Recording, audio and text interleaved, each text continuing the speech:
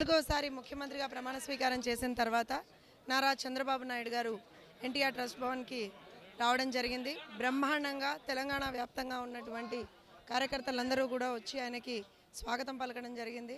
అలానే తెలుగు ప్రజల కోసం పుట్టినటువంటి పార్టీగా ఖచ్చితంగా రెండు తెలుగు రాష్ట్రాల్లో కూడాను ప్రజల మంచి కోసం పనిచేసే విధంగా మేము కృషి చేస్తామని, తెలంగాణ ప్రాంతంలో కూడా తెలుగుదేశం పార్టీ మళ్ళీ బ్రహ్మాండంగా రీస్ట్రక్చర్ చేసుకొని రేపు పొద్దున రాబోయే 28 ఎలక్షన్లో కూడా ఒక బ్రహ్మాండమైనటువంటి విజయాన్ని నమోదు చేసుకుంటామని, కార్యకర్తల బేస్ ఉన్నటువంటి పార్టీగా, కార్యకర్తలే బలంగా ముందరికెళ్తున్నటువంటి పార్టీగా రేపు పొద్దున్న ఇంకా ఎన్నో విజయాల్ని సాధిస్తామని చెప్పి చంద్రబాబు నాయుడు గారు చెప్పడం జరిగింది. ఇవాళ ఇక్కడికి విచ్చేసినటువంటి ప్రతి ఒక్క కార్యకర్తకి మా ధన్యవాదాలు తెలుపుకుంటున్నాం.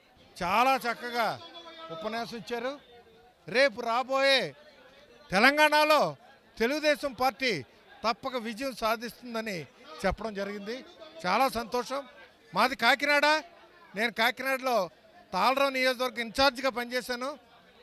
ఆ విధంగానే కాకినాడ అగ్రికల్చర్ మార్కెట్ కమిటీ చైర్మన్గా పనిచేశాను. ఈరోజు ఇక్కడ కార్యక్రమం ఉందని రావడం జరిగింది. చాలా సంతోషం. తప్పక మనం విజయం సాధిస్తాం మేడం. చంద్రబాబు నాయుడు గారు ముఖ్యమంత్రి హోదాలో మొట్టమొదటిసారిగా పార్టీ కార్యాలయానికి రావడం జరిగింది. జాతీయ తెలుగుదేశం పార్టీ అధ్యక్షులు 4వసారి ముఖ్యమంత్రి అయినటువంటి సందర్భంలో పెద్ద ఎత్తున కూడా తెలంగాణ వివిధ గ్రామాల నుంచి ప్రజలు తరలివచ్చిర్రు. వారందరికి కూడా ధన్యవాదాలు చెప్పడానికి చంద్రబాబు నాయుడు గారు వచ్చారు. అందుకనే 20 సంవత్సరాలుగా ఈ పార్టీ అధికారంలో లేకున్నా ప్రజలు మమేకమై పార్టీ మీద, నాయకుని మీద ప్రేమ తగ్గలేదు అని నిరూపించినటువంటి రోజు.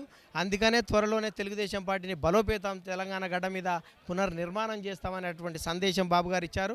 భవిష్యత్తులో ఖచ్చితంగా కూడా జరుగుతుంది. నా పేరు మానక ప్రవీణ్ కుమార్, కోరుట్ల నియోజకవర్గ తెలుగుదేశం పార్టీ ఇన్ఛార్జ్. రాబోయే రోజుల్లో తెలంగాణలో తెలుగుదేశం పార్టీ బలం పుంజుకుంటుందని ఇప్పుడు మీటింగ్ జరిగిన కారణమని మీ అందరికీ తెలియపరుస్తున్నా.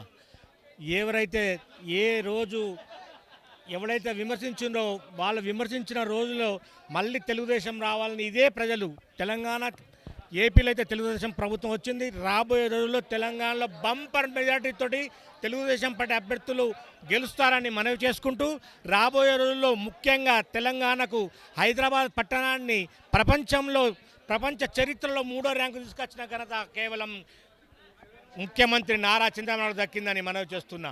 విమానాశ్రయం, అలాగే ఎన్నో ముఖ్యంగా బడుగు బలైన వర్గాలకు జాబ్ హోల్డర్ అంటే ప్రతి ఇంటికి జాబ్ వచ్చిందంటే దానికి కారణం నారా చంద్రబాబు నాయుడు. కాబట్టి మళ్ళీ తెలంగాణలో తెలుగుదేశం ప్రభుత్వం రావాలని ప్రజలు కోరుకుంటున్నారని ఈ అవకాశం ఇచ్చినట్టు మీ అందరికీ నా కృతజ్ఞతలు తెలియజేసుకుని ముగిస్తున్నాను.